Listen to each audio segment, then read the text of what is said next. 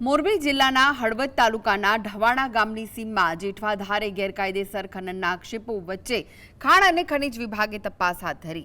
અરજદારના જણાવ્યા મુજબ 18થી વધુ રજૂઆતો બાદ વિભાગ તપાસ માટે હરકતમાં આવ્યું। વિસ્તારમાં અંદાજે 3 લાખ ટન જેટલું ગેરકાયદે ખનન થયાનો આરોપ લગાવવામાં આવ્યો છે। કરોડો રૂપિયાના ખનિજના ગેરકાયદે ઉત્ખનન બાદ હવે સ્થળ પર પંચનામો અને તપાસની કાર્યવાહી ચાલી રહી છે। ગૌચરની જમીન પર ખનિજ ચોરીના પણ આક્ષેપ થયા છે। જમીન માપણી અને મેઝરમેન્ટ શીટ તૈયાર થયા બાદ જવાબદારો સામે દંડાત્મક કાર્યવાહી થવાની શક્યતા વ્યક્ત કરવામાં આવી છે।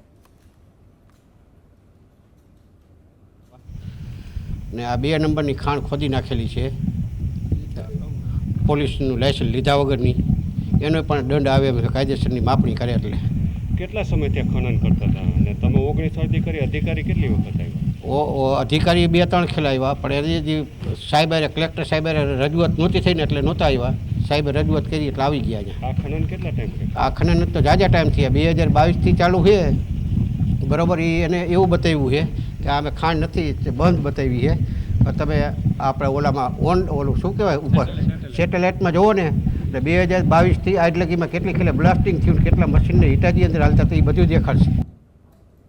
એકદા હું આવ્યો તો હોત અહીંયા ખેતરે, તો અહીંયા કણે હું આવ્યો તો મને કે અહીંયા તો અમારી લીજ આવી જઈ છે, મને નકશો ને એવું બતાવી દીધું, બધું ખોટું સી ખબર એ સાચું હોય ખોટું હોય એવું બધું મને બતાવીને કે અહીંયા અમારી લીજ છે। હવે અમારી પાસે આ મારા દાદા એક આ ખેતર દઈને ગયા હતા હવે ખાવા પીવા, એ હવે તો આમને લઈ લીધું, હવે શું કરવું આમાં?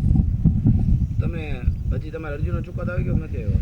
ના, હજી અરજી અમે કરી છે, એનો કોઈ હજી નોટિસ આવી નથી મોરબીથી।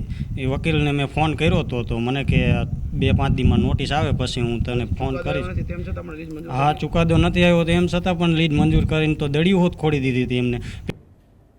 તો આ વિશે વધુ માહિતી માટે જોડાઈ ગયા છે સંવાદદાતા મયુર, શું છે વધુ વિગતો આ મામલે?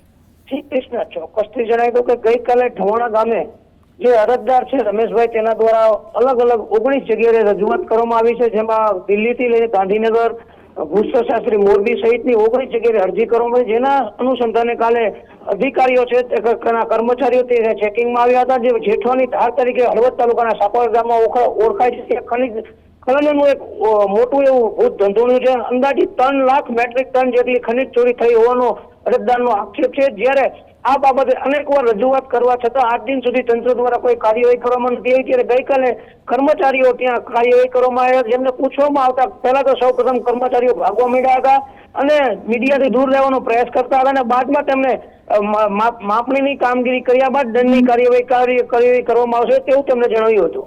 જી, આભાર માહિતી આપવા માટે।